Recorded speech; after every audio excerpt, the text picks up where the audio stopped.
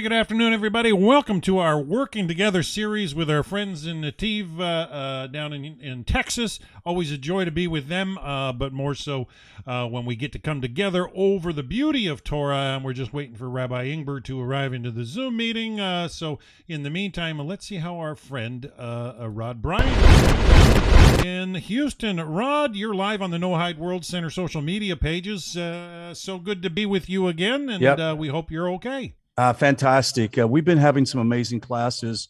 Rabbi Beautiful. Wobie is on actually two parts of two different series. One is on the Messiah series, which is we're on part number 8, which is a phenomenal series.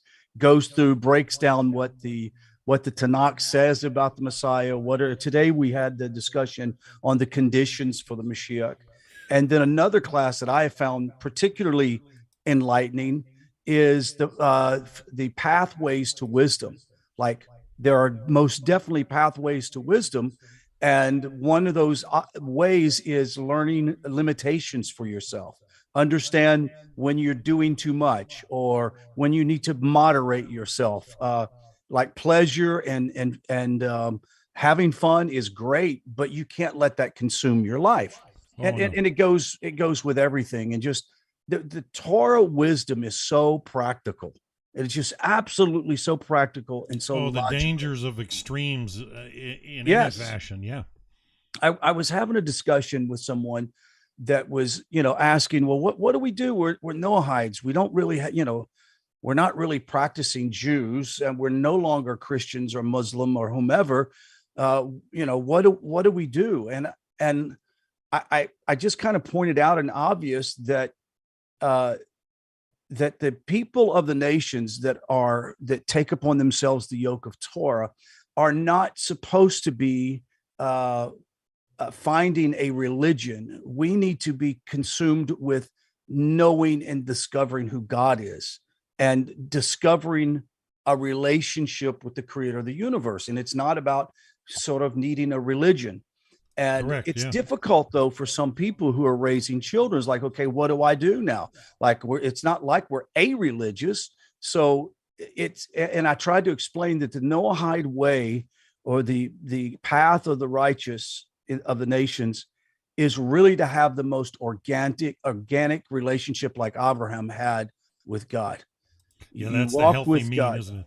Yeah. You just walk with God. You don't need systems. It can take a lifetime, and you still won't even fathom how deep that relationship truly was. I mean, Absolutely. Rabbi Ingber's come into the room, so I'll effectively shut my yapper all right. and let Yes, let's Rabbi Can you Ingber hear turn it over me? to the rabbi. Yeah, we can hear you fine. Okay, good.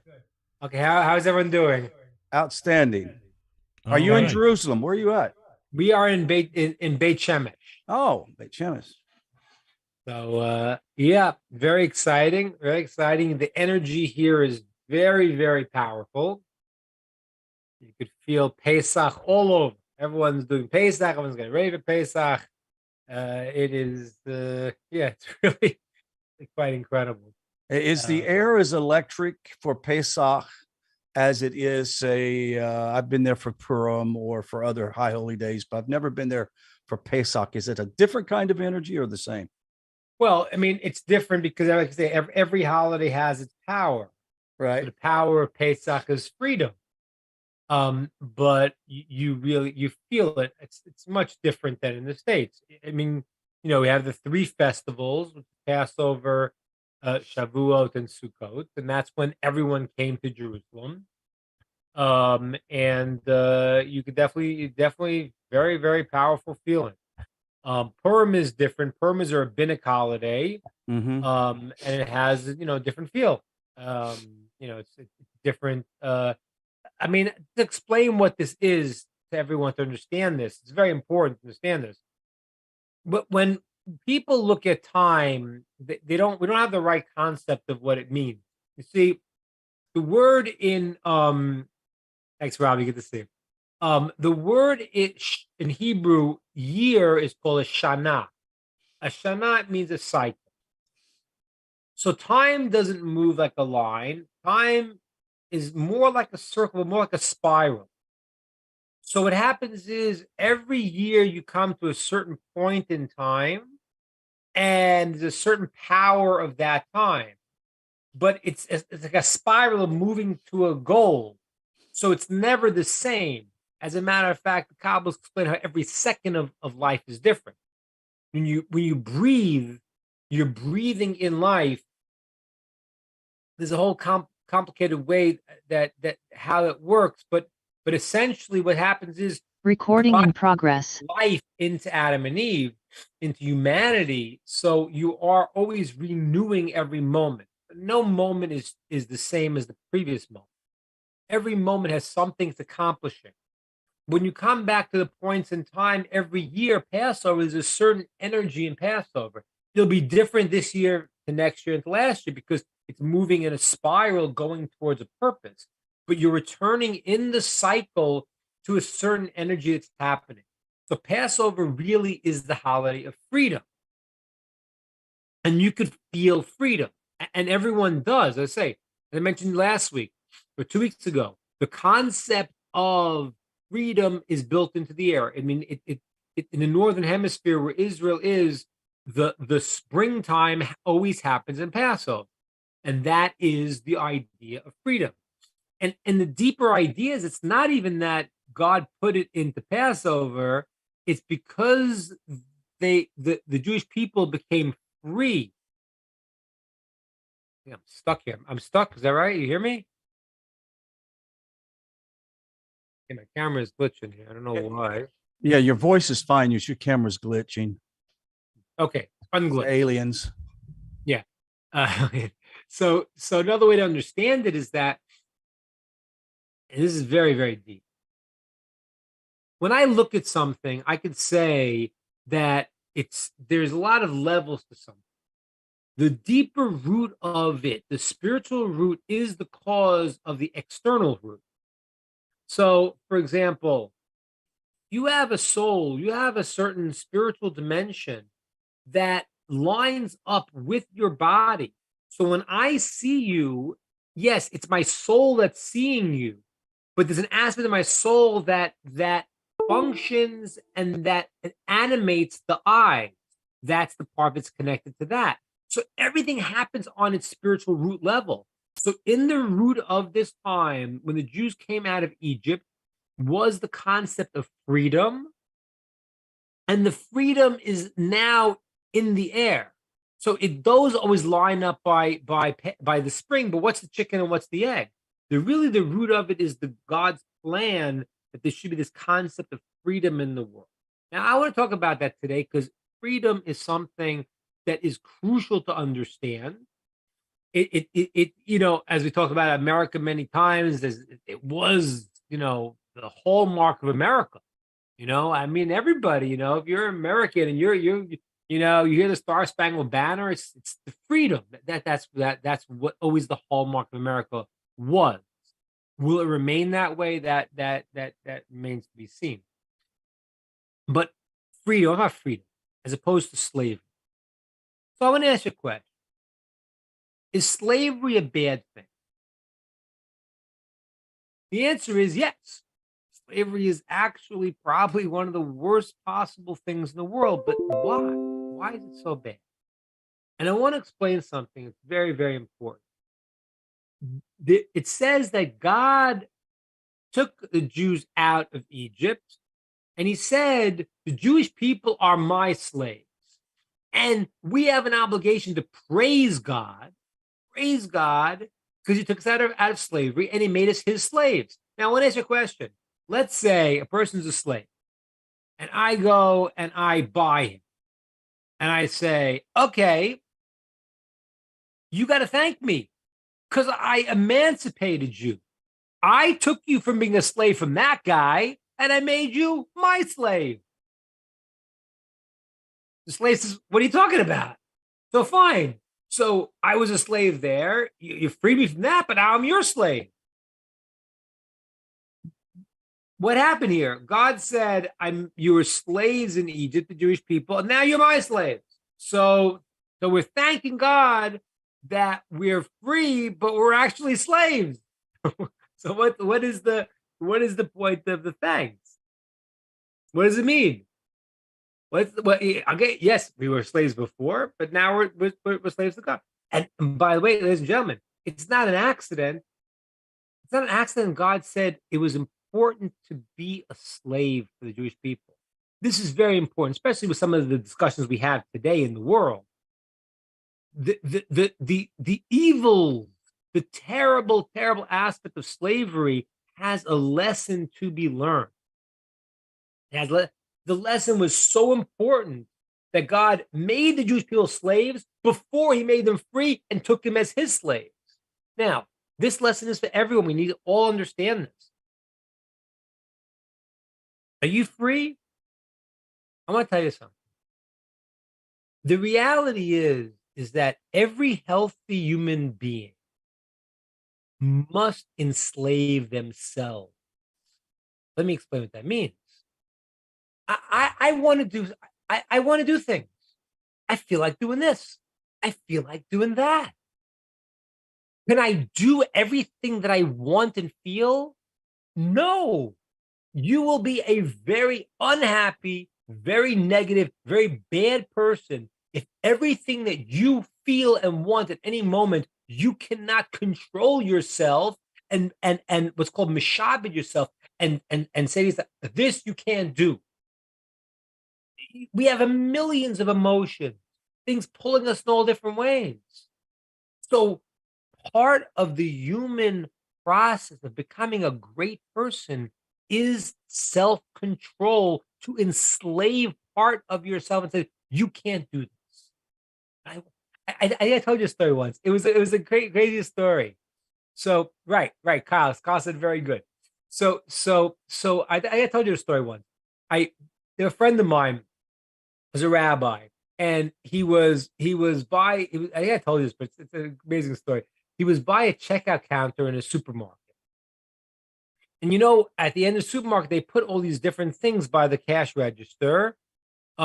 Basically with the function of that, if you are shopping with your child, we will now torture the parents. Because as you're waiting online, the kid sees the bubble gum. I want it. Like you're embarrassed because, there's people all the way online, the kid's screaming, I want the thing. So you have to give it to him, So it's a nice business idea that they force you to buy just to shut the kid up. So my friend sitting there, he's a rabbi, he's online. He has this 5-year-old child, and the child is going wild. I want that thing. I want that thing. I want it. He's pointing. So the father says, okay, we just let's finish checking out, and then finish checking out. And he goes, okay, let me just check it's kosher. And because I want it, the father pulls down and looks at it and goes, not kosher. The kid stops, and they walk outside. The guy from behind the counter chases after this rabbi. Says, I don't understand. I saw the kid screaming his head off. He wants it. You just look at it, it's not kosher, and he stops. What is that? Who does that? The American system is, but I really want it. I love this person, but it's not yours. It's not for you. And the human being, the 5-year-old child understood. No, there's things that you can't have. They're not for you. They're not good, but you want them, but you can't. That is an idea of the power of slavery in the positive, where I can say that my body, you want certain things, you can't have them. And I'm going to force, even though I want them, I'm going to force myself, no. That was the experience in Egypt. We were forced to Pharaoh. When God came out and took us out, what happened was, now we made us his list. How is that better? This is very, very deep. This is this idea is a little. That's what I talked about last week, but I'm going to explain it in a way that's universal for everybody. Who are you? Like, if I asked you, who are you? What are you about? Every one of us has to think and say, this is what's important. The real me, what's really important. You're going to have layers upon layers of things. You'll have layers of things that you want, but it's not your essence. It's not the root of who you are. And what you need to do is you need to peel away, get to the essence of who you are. And then that is the purpose. And everything else is a slave to that. So it doesn't mean, yes, in the beginning, you're fighting yourself because maybe you say, you know what, let's give an example. A person feels, I really, I want to help people. And I feel it's an important thing for me. So I'm going to study to become, I don't know, a doctor or a nurse or something, because I think it's really an expression of who I am. But then you want to just hang out and do nothing, right? So now, is that you or is it not you? Well, yeah, it is you. It's a lower part of you, maybe a positive and maybe a negative aspect of yourself. The human being goes and says, okay, but that part of me I will subjugate to the greater will of who I really am. And that's what happened right now. When the Jewish people lost their selves because they were enslaved, then God transferred that experience, and he made it that now we were going to have that feeling towards doing what he wanted. Now, why does he want us to do that? The truth is because it's the essence of what we really are. Now, every single person in their own level has to identify, what am I doing in life? Everybody. Every person is made in the image of God. And therefore, everyone has to say, what is the deepest part of me of what I'm really about? So if you start out, what I'm really about is, I'd like to have fun. Okay. But you have to tune into it. And that is real ultimate freedom. Ultimate freedom. I always say, I said to you before, but it's a very important thing. I say to a person, what do you think is freedom? So every person's going to ask, I'll ask you guys, give me a one sentence definition. What do you think is freedom? Open question. To do whatever we want to do. Thank you. Anything. That is what everyone. Thank you, Lara. That is what everyone. That's the ultimate Robbie's not being definition. controlled, but I want to take what Lara said a second. I want to show you the importance of what this is. And Cheyenne's adding something now, which will do what Hashem wants you to do. I want to explain what that means. So Lara said, "Do whatever I want to do," and that is what most people would say in the world. Okay, great. So now I got a problem. I run into a person who says, well, what I want to do is I just want to go to Vegas and I want to do the most despicable things possible. That's what I want to do. So my freedom is to do all these negative things. So you got a problem then. And by the way, Lara, that is what happens in America. That's what everyone thinks the definition is. That's the definition is I can do whatever I want to do. But what you want to do is not good. Okay, so as long as you don't bother anyone else. Okay, so you can do very bad things, but just do it in the privacy of your own home. I mean, like, what does that mean? The answer is what Lara's saying is correct, but we need to put one caveat. Watch this. You need, the freedom is to do what you want to do. But the question is, who are you? Who are you? I would say this to a person. If you meet a person who hasn't had food in 3 days, and you meet him and you say, "Are you okay?" He says, "I'm starving. I'm." I said, "Well, yes and no." I mean, yes and no. I'm starving. Your body is starving, but is that you? Are you only this body? The answer is that the body is a casing to the real you. The root of who you are is your spirit, your soul, shama, nefesh. Different names for the aspect of the essence of what you are. The body is the casing. Ladies and gentlemen, this is also why, if you look what happened in the Garden of Eden. So it's very interesting because in the story of the Garden of Eden, so what happened was they ate the fruit of the tree of knowledge of good and evil, and then what happened? They got embarrassed. They said, we're not wearing clothes. But ladies and gentlemen, I think that a person, before they eat fruit and not wearing clothes, they realize they're not wearing clothes. How in the world did eating of the tree of knowledge of good and evil make them realize they weren't clothed? They knew they weren't clothed before. What happened? So you want to know what happened? Let me tell you what. The tree of the knowledge of good and evil mixed the world up. There's good and evil mixed up. Okay? So when it's mixed up, I have a problem. When I see a person, I say, what am I seeing? I see their physical externality, and I think that's the person. But is that the real person?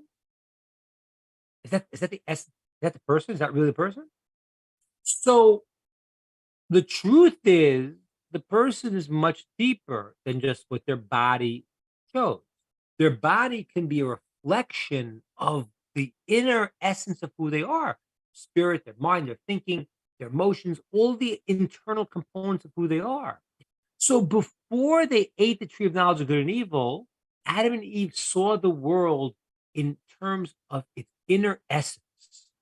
And therefore, the casing for the inner essence should be beautiful too.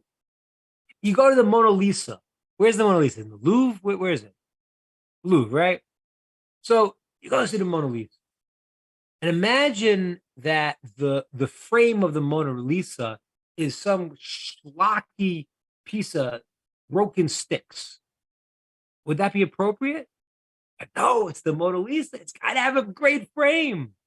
Okay, I make a beautiful frame around the Mona Lisa. I bring someone in to look at the Mona Lisa, and this guy doesn't appreciate art at all. And he looks at it and goes, wow, what a beautiful frame. And a beautiful frame, you don't see the picture. That's the problem. Once they ate the tree of knowledge of good and evil, they knew that they weren't seeing the world in its essence. They were seeing the external aspect of the person. And therefore, they needed to cover up the body. Because why? Because now the body was misrepresenting who the person was. You know? A person, you know, it's like, you know, the advertising today. They have, you know, these people, you know, they put these women on that are not wearing, you know, scantily clad people selling a car. So nobody's thinking when they see this, oh, I want to speak to her, get to know her, find out her philosophy in life. Why? Because all they're seeing is externality. That is when the world goes off. That's when the person misunderstands the truth. The truth is that it's nothing wrong for have a beautiful body that is a casing and a covering for a beautiful soul. But if it's not, it's the biggest lie in the world, right? The whole advertising market is so despicable. It's so despicable. I want you to understand how it denigrates a human being. I don't know if it's clear because it's all around in the secular world. But basically, you're taking this woman who, you know, should have a mind, a spirit, a soul, something, and it's completely external. No one cares about the internal because it's marketed in a way to sell something. It's all externality. And that is what happens with the idea of freedom. I have a body. I have a mind. My body, in a certain sense, is a slave to my mind. In a certain sense. Okay? I now say, I may want that, but I know it's not good. And I can now control my own self to say, to go and to do this is not in lines with what I know that I really am about and what I really do. That is why slavery is the worst thing in the world. Because you know what it is? It's basically taking the other person's mind.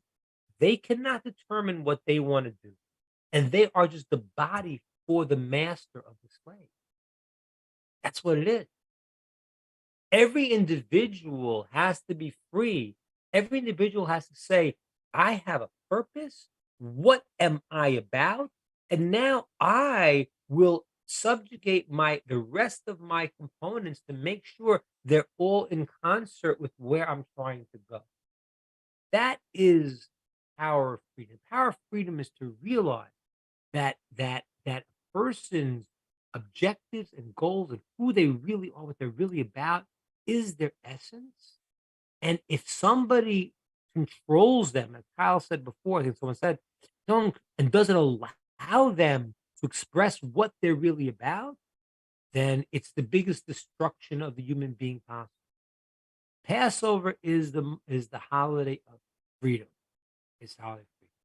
The Jewish people had to go and say, okay, now that God's taking us as slaves, we're tuning into that. Our inner essence is to want to do what God wants, as Cheyenne said before. Every human being in their own level has to tune in to the deepest part of themselves. The deepest part of themselves, they'll find something good, and they'll find something that is a true thing of what they're about. It has to be that.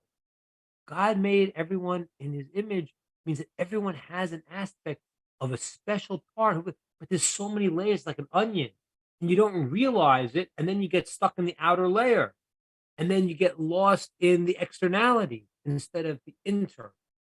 That is the power of this holiday. And if you want to feel free, the only way to feel free, we go back to what Lara said before. Yes, freedom does mean to do what you want, but who are you? When you realize who you are, and then you say, this is the right thing to do. Let me give you an example. If anyone feels, if the thing you're doing is a negative thing, it's not the real essence of what you are. It's not. That means you're stuck in a lower level expression. You're stuck in maybe both the physical, the external, the layers of ourselves. If what we get to, what I want to do, and by the way, it's not going to be easy. It's not going to be easy. It's not going to be like, oh, I want to do this, and just think about anything you've done in life is valuable. Every single thing that's valuable you've done in life was work, right? I can't imagine anything else. Everything that you want, that you think this is valuable, there is a part of us that fights that, and that's the part that's closest to our physical being, the Yetzer Hara, force of negativity that we live within that realm. And therefore, a person needs to fight that to realize the real part of themselves, that's the root of themselves, and to go and to make the other parts. In the beginning, it's subjugated. I want to tell you a secret. After a while, when you start to do the right thing, you don't have to force yourself. You might have to in the beginning. But after a while, when you start to do things that you know are good, and you train yourself, we train ourselves for it, we want to do it. Maybe the first time, you started a diet and it was hard for you. When you realize the value of it, and you realize who it is, and you connect to the hard part of yourself, then it becomes easier to do because you're like, yes, this is who I am. And you look on the lower parts of yourself and say, that's not what it's about. But the beginning, it needs to stand up and be in control. And that's what this is. That's what this is about.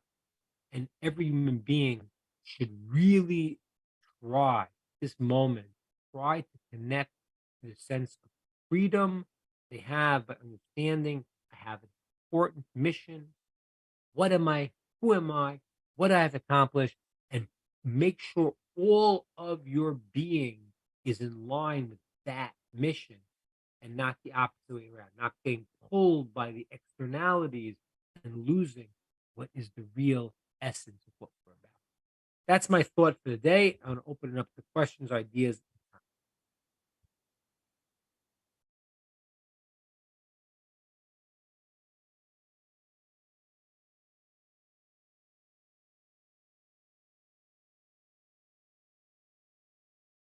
Okay, so Rabbi, real quick, just to make sure I understood this correctly, we can say the freedom is the ability to channel the goodness of one's true self, or not necessarily goodness. Freedom is the ability to, freedom is that I am tuning into what my root is, which is going to be good, and I am expressing. That's what it is. And that's Freedom- regardless of good or bad.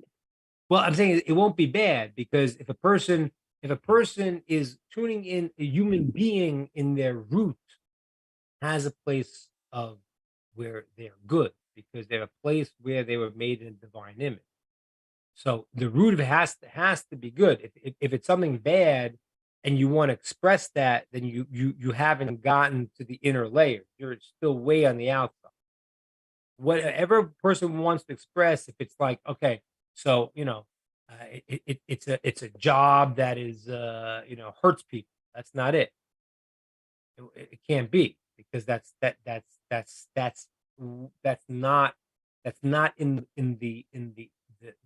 part that is the highest part of the person, which is the divine image that a person is made in. That's the root of the person. So everyone is different. So everyone's a different expression. Your qualities might be this strength. A person's qualities might be that strength.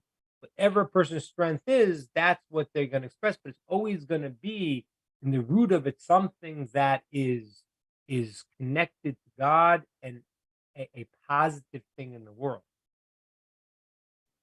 Thank you. I had a question from Kyle, I think. You're welcome. I didn't catch the question. Can nullified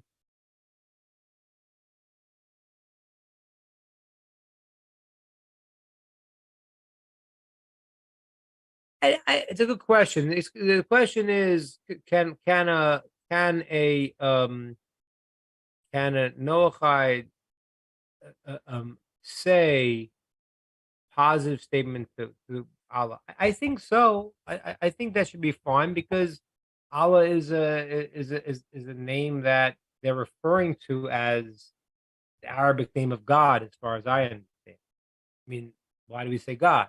God is also not a, is an English name. I got the root of it. I've once read it, but I think to say that's not a problem, because it's not.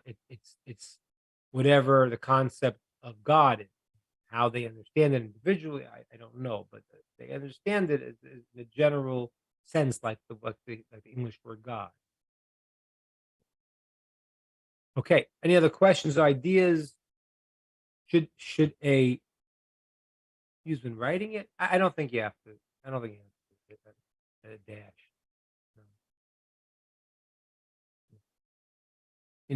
Even God is an argument if you need to make a dash or not.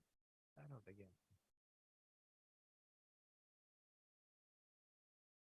have to. Yeah. They praise to God, and well, as far as I understand, I don't know, all the intricacies of the Muslim world, but what I understand is when they're saying Allah, that's their Arabic term for God.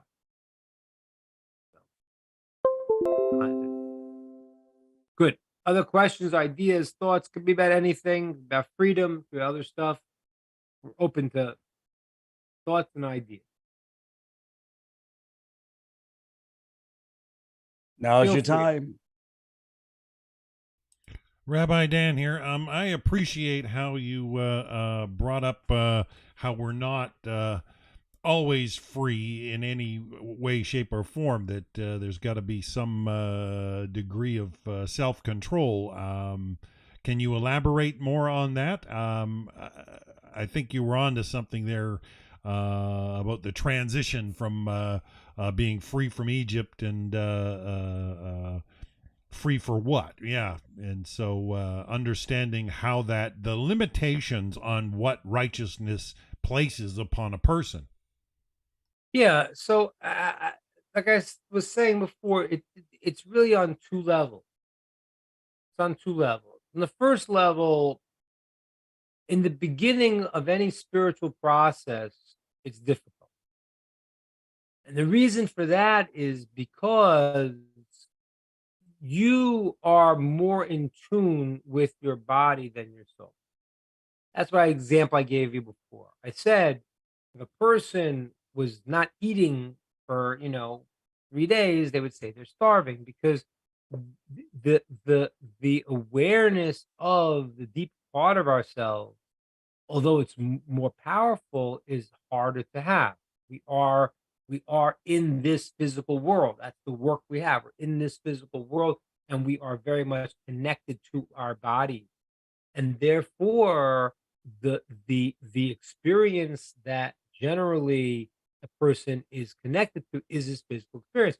So he or she's gonna have to in the beginning rein themselves in. That's the problem in America right now. There really is no limit.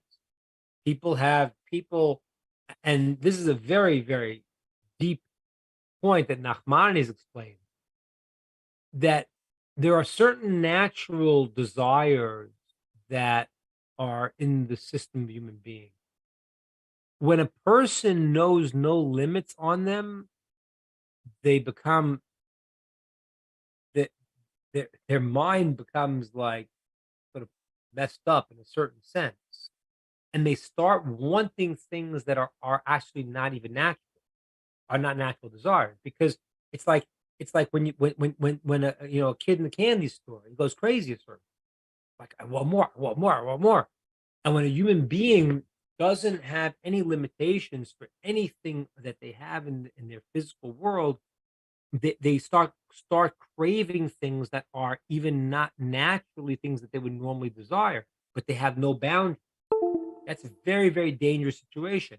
And you should just know the Western world has cultivated. It's cultivated that, and it's basically said the goal is to have as much pleasure, comfort, everything as you want, and it should be limitless. Just look at what happens. I mean, when I was a kid, you had like 5 TV stations. It's like you had dial and you had a couple stations, and then all of a sudden you have like, yeah. Okay, and now if you don't have 118 stations, you're like a loser. It's just like just basic. So there's an inundation of this, and so therefore, in the process of any spiritual growth, there's going to have to be the first step of saying, I need to just like a master would do it to a slave, but it would be terrible because it means the human being who's a slave is not allowed to be a human being. There needs to be the master, which is my mind, over the natural desires of my body, which has to be directed. So the first part is always going to be difficult because I know this is right. Right? You have to first get in tune with what is right. I know this is right, but I want to do something else. That is going to require for everybody in the beginning of a process hard work to control themselves. They're doing something because, and ladies and gentlemen, you cannot feel bad about it because that's normal the way it is. Anytime you want to do something good in the beginning of the process, you're going to see that there's going to be things pulling you to counterproductive things that hurt you. But everyone knows that. Everyone that a diet knows that. You're doing a diet. You know that you have the Ben and Jerry's in the freezer. You know what you're gonna do. You're gonna finish the vanilla and the chocolate's all gone, and then you're gonna be looking for the fancy things and the chunky monkeys and who knows. So that's what's gonna happen. So in the beginning, even though it's right, the human being by definition is going to want and have his challenges, her challenges, and therefore the person has to control that. Say no. I have to say no, and it's going to be hard. But as you do it, what happens is you start to connect more to really the purpose of what you want to do, and it starts to feed on itself. And like a person who's getting good at dieting, a certain place is no, this is off limits. The story I told you with the kid in the checkout counter. This is off limits. I'm not going to have this. I can't. And then person starts to feel a little bit elevated that I am doing something for the higher purpose. And that was the transition in the Jewish people between the slavery to something that was external, bad, evil, Pharaoh idea, to then taking the desires and saying, my desire is rooted in connection to God, because that's really where what my essence is. So every human being should think deeply and say, what am I about? What's and the way to do that is ladies and gentlemen, the way to do is to start by thinking about, this is a little bit of a advice in terms of how to do this. Think about your good qualities. Start with them. Make a list of 20 good things about yourself, even small things. These are things that are who I am. I have this quality, that quality, even small things. And you start to look at it and you start to see, okay, this is who I am. Now, why do I have these qualities? Well, you have those qualities because there's something that you want to express in the world, that every person has a certain ambition. It just gets shut down. It's shut down because we're afraid. It's shut down because it's not encouraged. It's shut down for all various reasons. But there's an ambition that every person has to express self. Now, self can be misunderstood as body. I want to express what I want to do, and I want to just do anything I want to do. That's not what we're talking about. We're talking about the real root of the person. That would be something, excuse me, that would be something good and something positive that will resonate with the person. But in the beginning, it's going to be at loggerheads with what the body wants to do. And therefore, the mind's got to come and say, no, got it. Then afterwards, after you get used to that, then what happens is it becomes easier to control that, because you see clearly how, oh, I'm going towards a purpose. And then you can reach even the higher level, which is using your different parts of yourself, that you're not always in a battle, but you're using the different qualities you have, and they're all in concert to go to what you're really about. Okay, good. Wow, Rabbi, that I've been in a few classes already today, and a lot of talks about the judicial reforms in the land of Israel, and I think what you're sharing, showcases, say, Israel as a nation going through that struggle you just mentioned to show their identity. Based on what I've listened to earlier today, I mean, judicial reforms being questioned or protested over there in the land of Israel. I think that struggle where they're identifying one way or another, and I think what you've just shared, really would be useful information in that context. It would, but as I told you once before, it's a very difficult thing, because when the Jews came out of Egypt, the mixed multitudes came with them, and they kind of are attached to the Jewish people, and just like the golden calf was initiated by them, there are many ideas that are espoused that are not Torah ideas, that come from followers of such a belief, and it's a struggle, and it's amazing to me how it how much it parallels things happening in the world at large. Um, like I mean, judicial reform is certainly not a. I mean, to say it's a loss of democracy, it's just farce. I mean, it's like literally the same thing that you hear in America when it's not fitting with a party line. It's an attack on democracy. It's the last thing of that. It's actually a trying to free the thing up where it's not a few people controlling it who are not elected by anybody. So, but that battle is a battle the Jewish people are going through, the world is going through, and the good news is that we will win that battle. There's no question about it. I don't. It's not a maybe. It's not a maybe. It's not. It's not. It's not. That's a for sure. When, I don't know, but that will definitely be won, because in the end, the whole world will see the truth at some point. The only problem we have is that the darkest hour is before the dawn.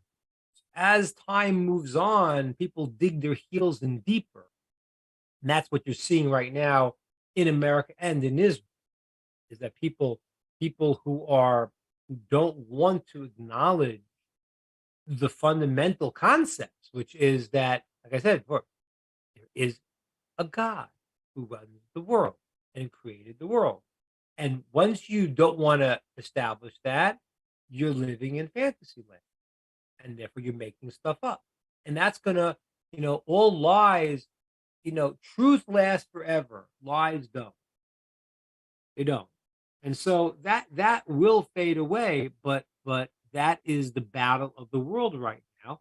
And it goes, it's in America, it's in Israel, and ladies and gentlemen, it's in each one of us individually. As I said to you, my things are pulling me in different directions, I need to get into the root and say, okay, what am I about? What is really, and remind ourselves. Good, very good, Dan. Any other thoughts, questions, ideas? I'm going to sign out because it is late. It's almost 1 a.m.